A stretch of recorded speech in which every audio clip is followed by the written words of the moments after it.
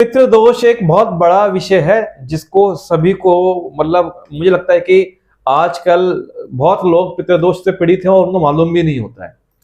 अब मालूम कैसे करें कि आपको पितृदोष है? तो उसके लिए मैं आपको बताता हूं कि घर में अगर पितृदोष है तो पहला उसका लक्षण है कि घर में आपको अपने ही घर में अजीब सा डर लगेगा, घबराहट होगी।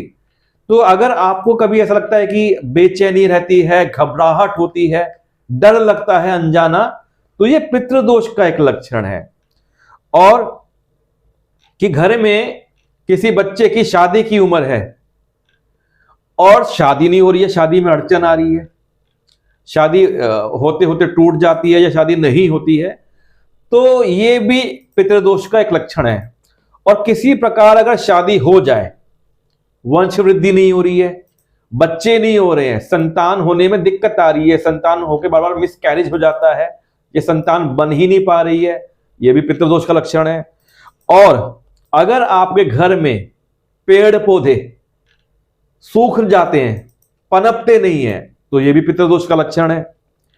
घर की स्थिति, जो आर्थिक स्थिति है, वो खराब बनी रहती है, मतलब पैसा कमा नहीं पा रहे हैं, काम नहीं चल रहा है, या काम चलता भी है, पैसा आता है तो पैसा बह जाता है, नुकसान हो जाता है, तो ये भी पितृदोष का एक लक्षण है। घर में अगर बीमारी बनी रहती है, घर का कोई ना कोई सदस्य बीमार रहता है, कभी एक सही हुआ तो दूसरा बीमार पड़ गया, दूसरा सही हुआ तो तीसरा बीमार पड़ गया, मतलब बीमारी घूमती रहती है, तो बीमारी जा नहीं रही है घर से और घर में बीमारी बनी रहती है, तो मतलब पितृदोष है। अगर घर के जो सदस्य हैं आपस में लड़ाई करते रहते हैं, लड़ाई झगड़ा करते हैं, मनमुटाव बना रहता है, कलेश रहता है, अशांति रहती है, शांति नहीं रहती घर के अंदर, तो ये भी पितृदोष का एक लक्षण है। अगर आपके घर से, घर के जो नल हैं, इनसे पानी टपकता रहता है, पानी सही कराते हैं एक नल, दूसरे नल में पानी टपकना शुरू हो जाता है, तो ये पितृदोष का लक्षण है। तीसरा, कि अगर आपके घर में सीलन रहती है, दीवारें गीली रहती हैं, या पपड़ी जम जम के पपड़ी गिरती रहती है, ये पितृदोष का लक्षण है। तो अगर इस तरह के लक्षण आप अपने घर में देखते हैं, जो मैंने आपको अभी बताए हैं, तो कहीं ना कहीं ये मानिए कि आप पितृदोष से ग्रस्त हैं। अब आपने ये जान लिया लक्षणों से कि पितृदोष है, तो आप क्या उपाय कर सकते हैं, मैं उपाय आपको बताता हूं। सबसे पहले आप क्या कर सकते हैं कि अब अमावस्या है, कल मौनी अमावस्या है, बड़ा अच्छा दिन है, तो उपाय कर सकते हैं आप। किसी भी अमावस्या के दिन पिंडदान कर सकते हैं, दान दक्षिणा कर सकते हैं, तर्पण कर सकते हैं, पुण्य कर सकते हैं। अगर अपने घर से क्या कर सकते हैं, सुबह सुबह आप उगते सूर्य को जल में तिल डाल के अर्घ दीजिए। तो उगते हुए सूर्य को जल में तिल डाल के, आप काले तिल डाल के अर्घ देते हैं, तो पितृदोष में राहत देता है। और आप इस दिन गंगा स्नान कर सकते हैं। गंगा स्नान के अलावा आप गंगा सागर चले जाइए, उज्जैन चले जाइए, नासिक चले जाइए, आप गंगा स्नान कर सकते हैं। और नहीं जा सकते हैं गंगा स्नान करने के लिए, तो घर में ही नहाने के पानी में आप गंगा जल डाल लीजिए, स्नान कर लीजिए, तो आपको गंगा स्नान का फल मिल जाएगा। एक उपाय आप करिए, जो घर के आसपास कोई वट वृक्ष दिखिए, वट वृक्ष पर आप रेगुलर प्रतिदिन जल चढ़ाया करिए, उससे पितृदोष में आराम मिलता है। उसके अलावा गली मोहल्ले के जो कुत्ते होते हैं, कुत्ते बिल्ली गाय होते हैं, इनको आप भोजन खिलाएं, दूध पिलाएं, मछलियों को आटे की गोलियां खिलाएं, इनसे भी राहत मिलती है आपको।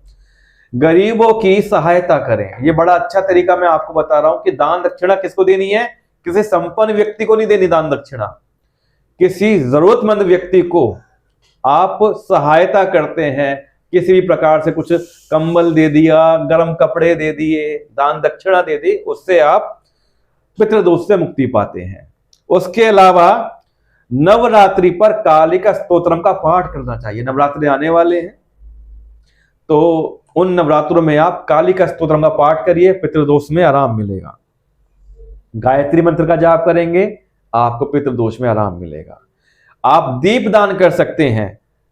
दीपदान कैसे करना है, आप पीपल के पेड़ पर जिस समय शाम को दोनों वक्त मिलते हो, दीपदान करा करें। दीपदान 3, 5, 1, 7, 9, 11, 21, 51, जितनी आपकी श्रद्धा है उतनी संख्या में दीप दान करें।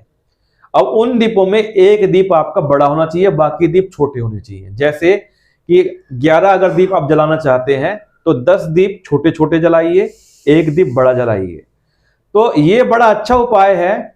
और पीपल देवता से रिक्वेस्ट करिए, निवेदन करिए कि हे पीपल देवता, हे शनिदेव, मैं आपको दीप दान कर रहा हूं, कृपा करके मेरे जो भी पितृदोष हैं उनको दूर करिए, मेरा दीपदान स्वीकार करिए। इस प्रकार बोल के आप दीपदान करिए, उससे मुक्ति मिलती है। और अगला उपाय है, सबसे कारगर उपाय है राम कथा। अपने घर में राम कथा चलाया करें। उससे क्या होगा कि जो आपके घर में नाराज पितर हैं उनको राम कथा सुनने को मिलेगी, तो वो खुश रहेंगे, प्रसन्न रहेंगे। और जिसके पितर प्रसन्न रहते हैं उसके घर में ना तो बीमारी रहती है, ना गरीबी रहती है, ना अशांति रहती है। जितने भी कलेश होते हैं, दुख होते हैं, दूर हो जाते हैं। पितर खुश होंगे तो आप तरक्की करेंगे उसके अंदर। ठीक है जी। सीताराम का जाप करना है। सीताराम का जाप मानसिक जाप, उपांशु जाप होना चाहिए। मौखिक जाप का कम फायदा है, उपांशु जाप का और मानसिक जाप का ज्यादा फायदा है। करा करें, लाभ मिलेगा। मैंने आपको पितृदोष के लक्षण भी बता दिए और पितृदोष के मैंने उपाय भी आपको बता दिए। करिए, आपको लाभ मिलेगा। भगवान श्री राम आपकी सहायता करेंगे। सीताराम।